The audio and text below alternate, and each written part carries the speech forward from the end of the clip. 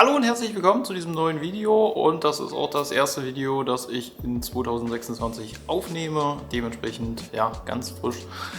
Ihr merkt es, ich habe heute, diese Woche, einen Ford Seat zu Besuch, beziehungsweise als Kunden.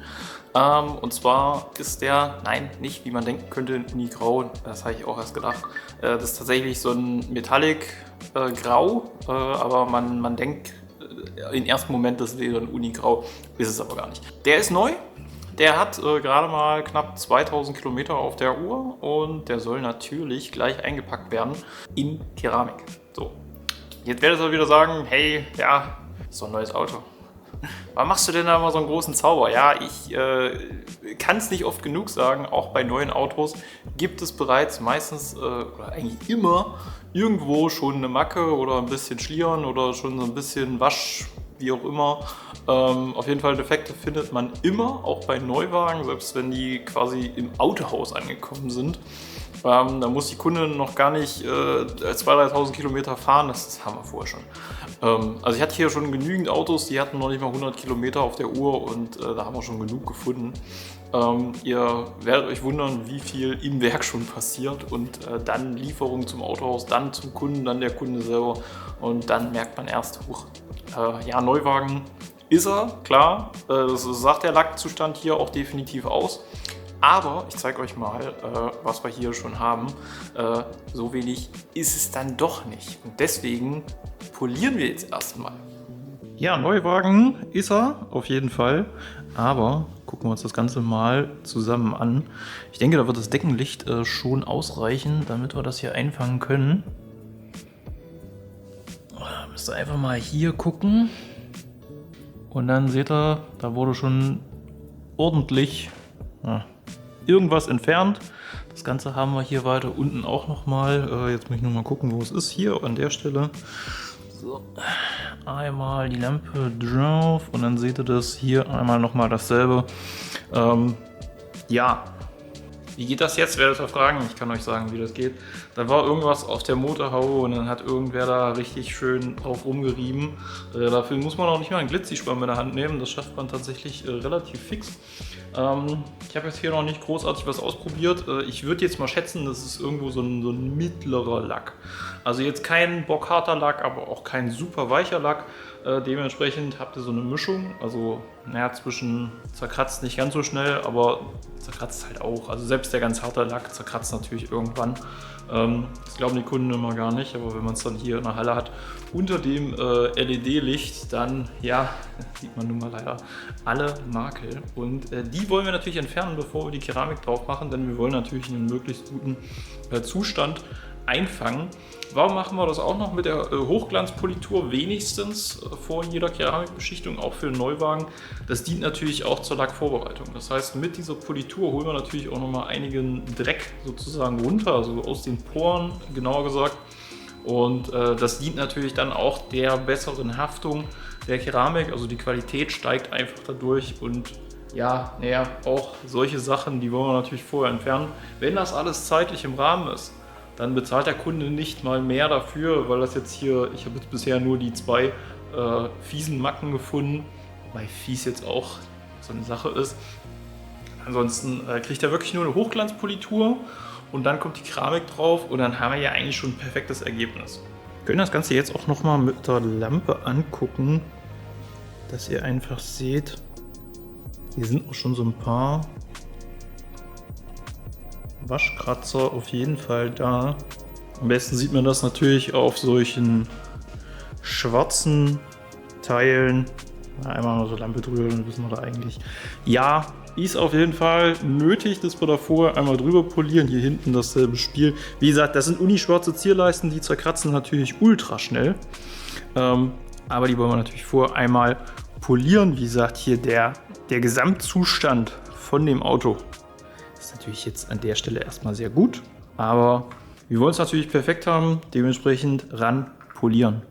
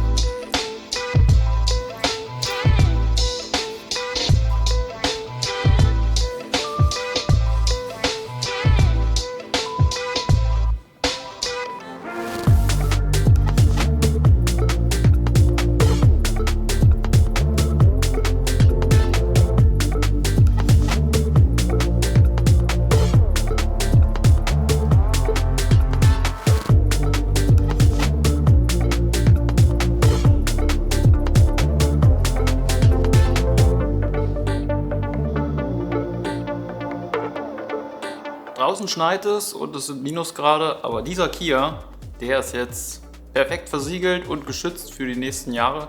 Die Keramikbeschichtung hält ja wirklich einiges. Ich habe das auch schon ein paar Mal gezeigt an meinem eigenen Auto. Da ist ja auch eine Keramikbeschichtung drauf. Die muss irgendwann demnächst mal neu gemacht werden, weil die jetzt einfach schon so lange drauf ist. Also die hat jetzt ihren, auch was der Hersteller sagt, längst überschritten. Dementsprechend ist da alles gut. Und aus genau diesem Grund gibt es seit diesem Jahr eine neue Keramikbeschichtung, die wir anbieten. Also ihr müsst jetzt nicht gucken, hey, der hat jetzt 10 Keramikbeschichtungen im Angebot. Nein, eine fliegt raus und dafür kommt eine neue rein. Also da gibt es jetzt keine Entscheidung. Wenn ihr sagt Keramikbeschichtung, dann kriegt ihr eine Keramikbeschichtung. Aber die neue Keramikbeschichtung hält einfach nochmal ein Stück länger und deswegen haben wir uns entschieden, einfach die mit ins Portfolio aufzunehmen. Das heißt, in Zukunft alle ab diesem Fahrzeug sozusagen, beziehungsweise letztes Jahr hat es auch schon einer bekommen, kriegen die neue Keramikbeschichtung. Was hat das dann auch noch mit auf sich? Ja, die haben nicht diese coolen Aufkleber und Booklets, deswegen habe ich mir einfach selber welche angeschafft. Und zwar seht ihr dann ab jetzt meine eigenen Aufkleber in der Türfalz hier einmal gezeigt.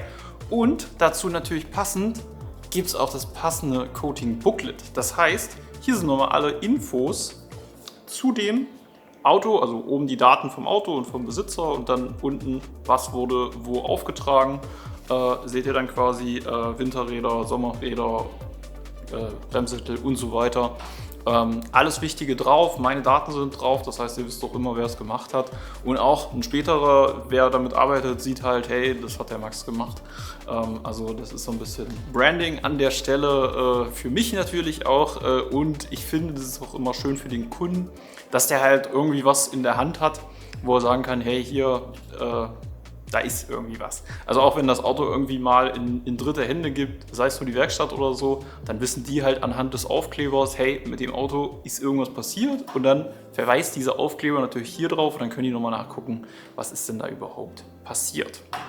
Genau. Ja, ansonsten was ist zu sagen, das ist jetzt neu eine Zweischicht-Keramik. Früher war es eine Einschicht-Keramik, die man schichten konnte, aber das war dann quasi immer dieselbe Schicht. Hier ist es quasi so ein, ja, nicht zweikomponentisches System, sondern man hat quasi eine Basisschicht und man hat einen Topcoat. Das sind unterschiedliche Produkte, die sind aufeinander abgestimmt. Vom Prozess her nimmt es sich aber nichts. Also es ist trotzdem, wie ich es auch immer gezeigt habe, es wird aufgetragen, dann kurz abgelüftet, dann nimmt man das Ganze ab. Dann muss man halt hier an der Stelle nur noch mal ein bisschen warten, bis man die zweite Schicht auftragen kann. Das heißt, man macht in Ruhe das ganze Auto quasi einmal fertig und dann kommt quasi die nächste Schicht nochmal drauf, quasi diese Top-Schicht. Was bringt das? Ja, erstens natürlich mehr Schichtdicke, klar, und das ist so diese Verbindung aus zwei Welten. Der Basiscode ist quasi besonders widerstandsfähig, aber dafür nicht ganz so abweisend. Also der ist quasi stark, aber der kann quasi nicht so cool das Wasser abweisen und dafür ist dann quasi die zweite Schicht da, die sorgt wirklich dafür, dass die Oberflächen lange sauber bleiben und dass es alles so schön abperlt, wie es natürlich auch soll. Die könnte man im Grunde genommen hier bei dieser Keramikbeschichtung auch, ich sag mal, nach 1-2 Jahren nochmal neu auftragen, dass man sagt, okay, man macht nicht alles neu, sondern man macht quasi nur diese Top-Schicht neu. Muss man halt sehen, ob das dann wirklich lohnt oder ob man dann nicht wirklich doch gleich sagt, hey, wenn jetzt 2-3 Jahre vergangen sind, dann mach einfach komplett neu. Also, weil in den 2-3 Jahren, ich sehe es an meinem eigenen Auto, gerade wenn ihr viel fahrt, dann passiert ja auch was mit dem Auto. Das heißt, da ist irgendwo mal ein Kratzer dazugekommen, das bleibt nun mal nicht aus. Da kann man selber so gut umgehen mit seinem Auto, wie man möchte. Andere tun es halt nicht. So, und das kann nur sein, oder schon sein, ihr seid auf dem Parkplatz und irgendwer, keine Ahnung, rammelt da mit der Tür oder an sich oder mit dem Wagen oder so gegen. Ihr wisst, wie es ist. Ist nun mal so. Genau. Der Kunde ist jetzt soweit, also das Kundenauto ist soweit durch und kann jetzt entlassen werden. Draußen ist ein bisschen morkliges Wetter und da sehen die Autos sehr schnell wieder aus. Jetzt könntet ihr sagen, ja, das lohnt sich ja gar nicht. Also jetzt sieht das Auto so schnieke aus und jetzt fährt der Kunde dann raus in den Schneematsch und das ist ja sofort dreckig. Ja, richtig. Das Auto ist dann sofort dreckig. Kann ich auch gar nichts anderes zu sagen. Also würde ich jetzt sagen, da perlt alles ab, dann wäre das gelogen. Natürlich perlt es besser ab wie bei einem unversiegelten Auto, das ist klar. Aber es wird natürlich langfristig auch wieder dreckig. Was ihr durch eine Keramikbeschichtung oder so eine Langzeitbeschichtung generell bekommt, ist ja eine Menge Schutz.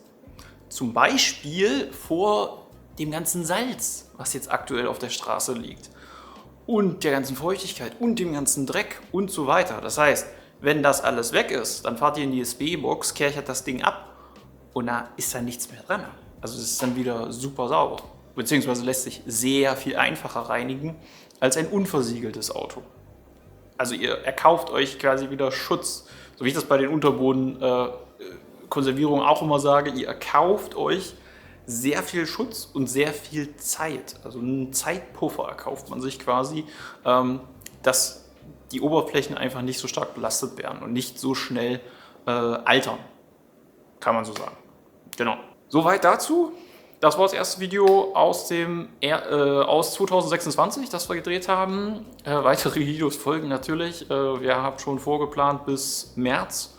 Kommt immer wieder was dazwischen. Jetzt aktuell nehme ich dann viele Videos demnächst auf. Und dann könnt ihr euch auch weiterhin auf interessante Videos von mir freuen. Zum Thema Autopflege. Ab und zu auch mal so ein kleines Reaction-Video. Also alles wie gehabt.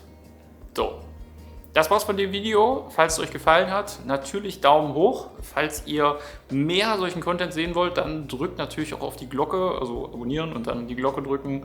Und dann seht ihr auch, in kommender Zeit werdet ihr erinnert an neue Videos von mir und könnt die dann schauen.